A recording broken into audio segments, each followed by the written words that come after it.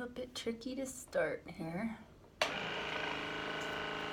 Okay, so the nice thing is this thing has a button on it, so I can hold the water off. And you can see,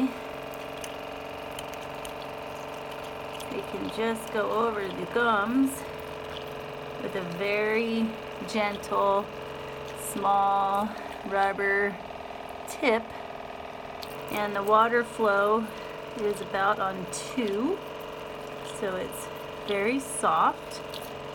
I've got a towel underneath us, by the way, because it can be messy, as you probably surmise.